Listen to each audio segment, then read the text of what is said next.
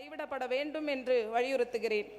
அதேபோன்று நாட்டுப்புற கலைஞர்களை ஊக்குவிக்கும் வகையில் 100 நாட்கள் பண்பாட்டு நிகழ்ச்சிகளை நடத்துவதற்காக திட்டமும் மிகவும் வரவேற்கக்கூடிய விஷயமாக பார்க்கிறோம். அதேபோல ஆடு வளர்ப்பு திட்டம் காப்பீட்டு என்பது ஒரு நீண்ட கால கோரிக்கை, வரவேற்கக்கூடிய ஒரு நல்ல விஷயம். அரசு துறைகளில் சுமார் 3.5 லட்சத்திற்கு மேற்பட்ட காலி பணியிடங்கள் உள்ளன. அதனை நிரப்புவதற்கு எந்தவிதமான அறிவிப்பும் அறிக்கையில் இடம்பெறவில்லை. தமிழகத்தில் வேலை கேட்டு வேலைவாய்ப்பு அலுவலகத்தில் 1 கோடிக்கு மேற்பட்ட இளைஞர்கள் பதிவு செய்து காத்திருக்கின்றனர். அவர்களுக்கு வேலைவாய்ப்பு குறித்து எவ்விதமான உத்தரவாதமான அறிவிப்பும், வேலையில்லா நிவாரணத் தொகை ரூபாய் 4000 வழங்கப்படும் என்ற அறிவிப்பும் இடம்பெறாதது இளைஞர்கள் மத்தியில் ஏமாற்றத்தை ஏற்படுத்தியுள்ளது. அதேபோன்று சத்துணவு அங்கன்வாடி பணியாளர்கள், ஆசா திட்ட பணியாளர்கள் பணி நிரந்தர கோரிக்கையில் எந்த அறிவிப்பும் இடம்பெறவில்லை. அரசு ஊழியர்களுக்கு பழைய ஓய்வூதிய திட்டம் 20 வருடங்கள் பணிபுரிந்து ஓய்வு பெற்ற ஊழியர்களுக்கு ரூபாய் 15 லட்சம் ஓய்வூதியம், இந்த அறிக்கையில் அறிவிப்பு எதுவும் இல்லை. அரசு பள்ளிகளில் காலியாக உள்ள அனைத்து பணியிடங்களை நிரப்புவதற்கான அறிவிப்புகள் இந்த அறிக்கையில் எதுவும் இல்லை.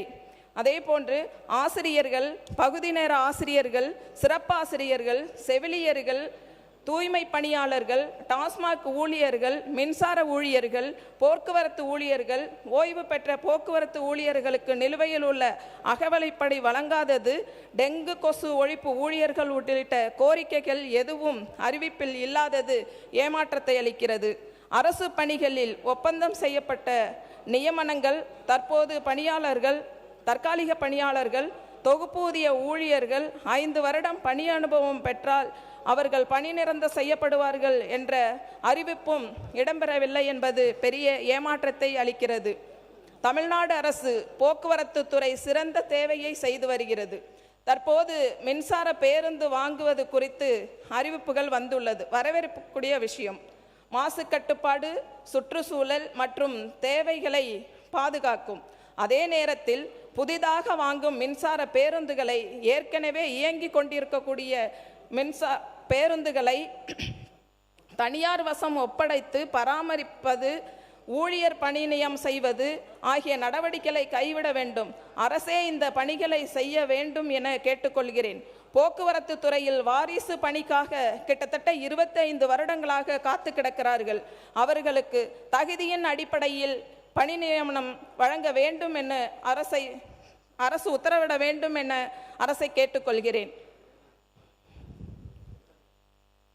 பிரிட்டிஷ் காலனியே இந்தியாவின் ஆட்சி முறையில் எச்சமாக தொடரும் ஆளுநர் பதவியை ரத்து செய்ய இந்த அரசு வலியுறுத்தும் என்றும், பல்கலைக்கழகங்களில் துணைவேந்தர் நியமனத்தை மாநில அரசே கொள்வது சம்பந்தமாகவும் பட்ஜெட் உரையில் எதுவும் இல்லாதது ஏமாற்றத்தை அளிக்கிறது.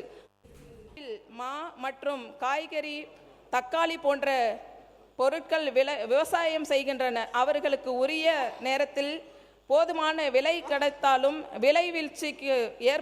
விளைவீழ்ச்சிகள் ஏற்பட்டாலும் அந்த பொருட்களை சேமித்து வைத்து விற்பனை செய்ய கடலோர மைய பகுதிகளில் குளிர்பதன கிடங்குகள் அமைத்து தர வேண்டும் என கேட்டுக்கொள்கிறேன்.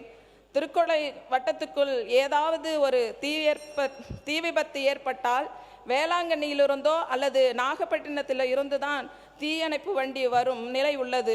விபத்து ஏற்படும் போது தீயணைப்பு வண்டி வருவதற்குள் அனைத்தும் எரிந்து சாம்பலாகி விடுகின்றன. எனவே திருக்கோளையில் தீயணைப்பு நிலையம் ஏற்படுத்தி தர வேண்டும் என்று முதலமைச்சர் அவர்களிடம் கேட்டு அமர்கின்றேன். நன்றி, வணக்கம். பிளே ஸ்டோர் மற்றும் ஆப் ஸ்டோரில் இருந்து பாலிமர் செயலியை QR கோடு மூலம் பதிவிறக்கம் செய்யுங்கள். செய்திகளை உடனுக்குடன் பெறுங்கள்.